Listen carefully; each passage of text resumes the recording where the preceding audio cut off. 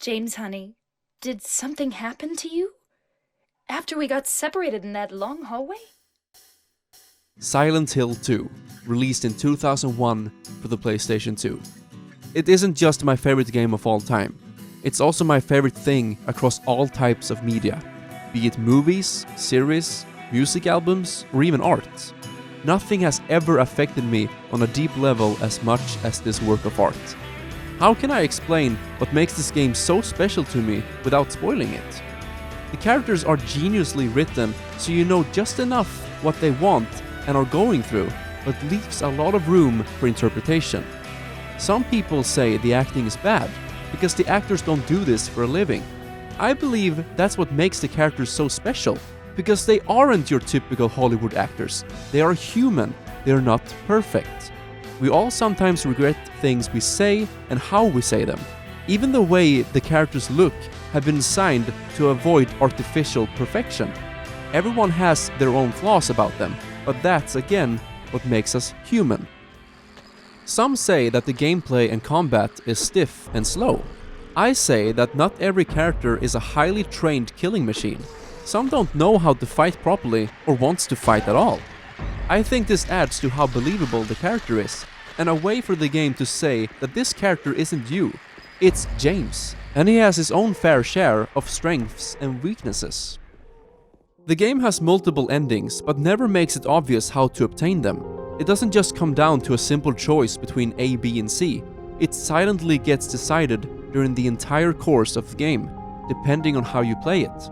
If you act recklessly and don't give a shit about James's health and put him through mental hardships, then you'll get a certain ending.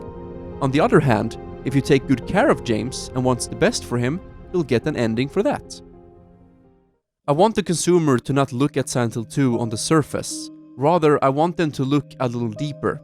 It's easy to say that this is a story with certain facts. I want the player to question, why did the creators do this or that? Or why did James or Maria react this way? This is a game where the questioning needs to be deeper to appreciate the real underlying story. So you can play this game like a typical horror game, where you search for your wife while killing monsters on the way. Or you can try to find the true meaning behind this twisted world. The sound design is truly remarkable, and the attention to detail can be seen everywhere. To prevent repetition, he created hundreds of footstep sounds for the characters. This being said, however, Yamaoka is too good a musician not to know that silence is sometimes the best sound of all. The music is amazing as well. The main theme was written in just 3 days and remains one of my favorite pieces of music. The background music has a haunting contrast between sadness and insanity. We designed the game in a way that the deeper you play, the more you can enjoy the atmosphere. Please look forward to exploring the game as much as possible. This is what the drama of Silent Hill 2 is about.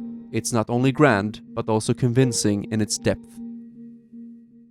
Most horror games rely on superficial ways to scare its audience, like jump scares or enemies running at you screaming. Psychological horror, like Silent Hill 2, uses the atmosphere, mood, and tension to deliver its horror. Unawareness of what's making you scared is far worse than understanding it. A lot of horror games and movies spend too much time and focus on what the danger is, to the point where you know everything about it. Then it's not scary anymore. The next time you play or see it, why would you be scared? You already know everything. For example, wouldn't vampires be much more frightening if you didn't know about its 10,000 weaknesses?